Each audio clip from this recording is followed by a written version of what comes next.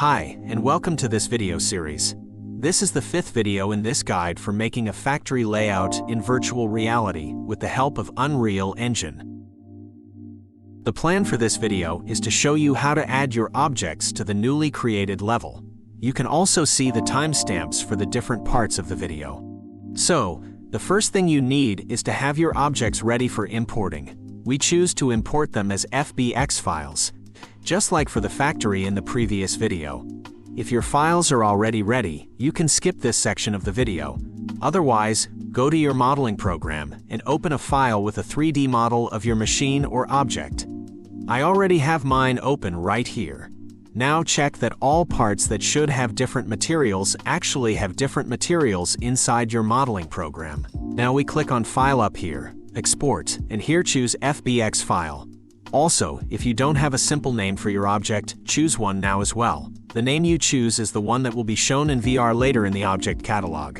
Keep in mind that they will be sorted in alphabetic order in the catalog. You can also rename it later as well if you like. Choose where you want to save it. I'll save it in this folder here. You might want to make a new one to save all the exported objects in. Repeat this step for every machine, shelf, or similar that you would like to import to the factory in Unreal.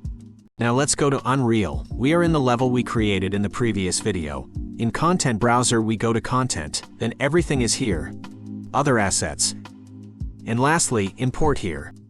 Right-click and choose Import to. Now find your FBX files of the machines or objects that you just exported from Fusion 360. Here I have all mine in this folder.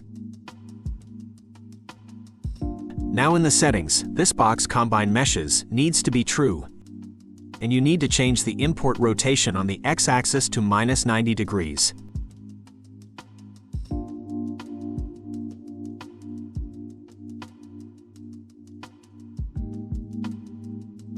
Then we import all, and they show up in the folder. Now that all objects are imported to this folder, you can see that materials are here as well. If you didn't rename the file before, you can do this now by clicking F2 and rename. The next step is to move the objects to the folder Static Mesh folder over here. All objects that are moved to this folder will be included in the object catalog you can use in VR. So you need to move all objects that you want to be able to place out in the world and move around. Do this by dragging each static mesh to this folder and select Move here. So the next thing to do is to make sure that every object has a collision box. This box makes sure that we in VR can select objects that are placed in the world. We add the boxes by opening up the static meshes. Here under Collision, choose Auto Convex Collision. All the settings should be fine, so we apply them. It doesn't really matter how precise this box is, just that it's there. The box should now be added. If you don't see it, you can go to Show and select Complex Collision. Here you can see the collision box in the form of colored lines all over the objects. Don't forget to save and then close the tab. Then you have to do this to every static mesh in this folder to make sure they work correctly. Now, to see if it works, we save the project by clicking Ctrl-Shift-S. Then we go into VR Preview and navigate ourselves to the object catalog. Here we can see that all the objects are in the catalog and in alphabetical order. We can now select it in the catalog and spawn into the world. We can also select it within Build menu and move it around with the controllers since it now has a collision box.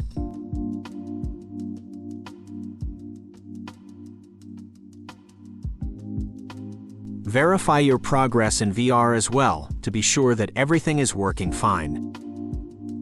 If you want to build up your factory outside of VR, you find the blueprint called BP Variant Mesh in the Content Browser inside the folder Everything is here, and then Blueprints.